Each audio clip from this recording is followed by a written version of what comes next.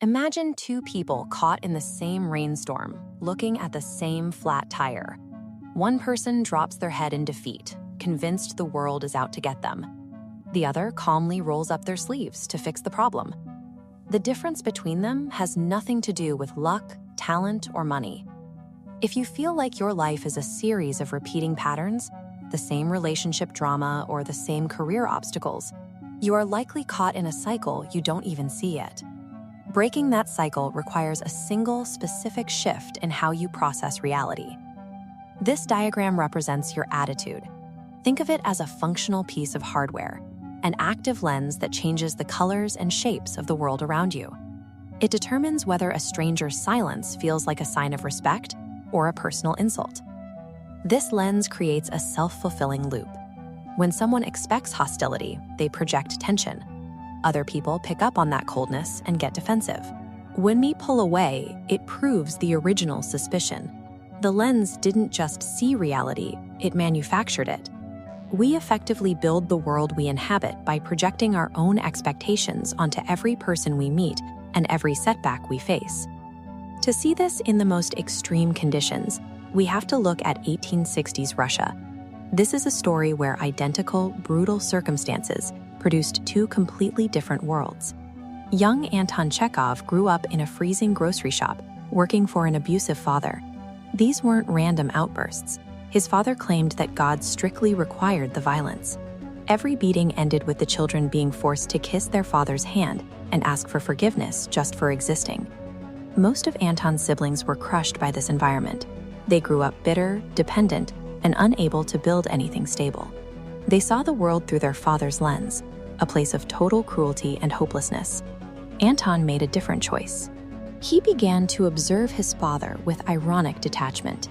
He realized he wasn't looking at an all-powerful monster, but a small, fearful man doing exactly what fearful men do. That shift in perspective changed his entire life. He became a doctor and one of history's greatest writers.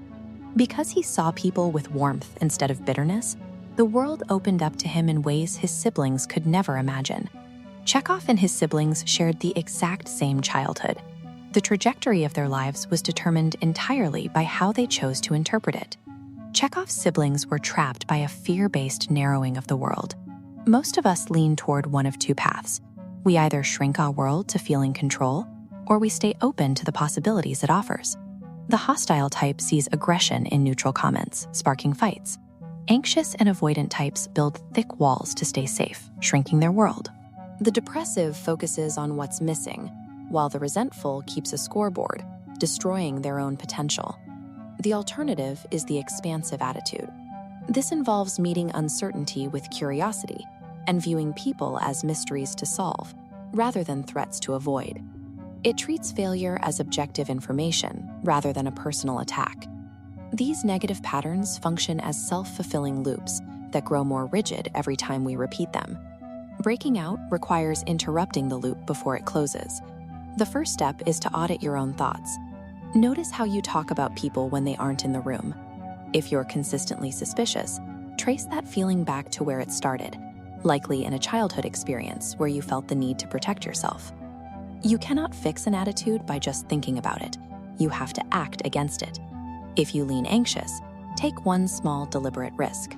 If you lean hostile, pause and ask if you might be misreading someone's intentions. Finally, start treating every rejection and obstacle as objective data.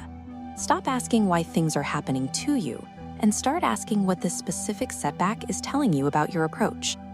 Think back to Chekhov's desk.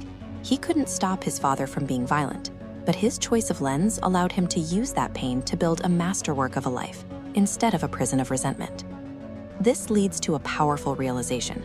You cannot control the market, your boss, or sudden tragedy, but you own the lens you use to interpret those events, and that interpretation is the one thing no external force can take from you. Your circumstances are not your prison. Your attitude is. Unlike your circumstances, your attitude is the one thing you actually have the power to change.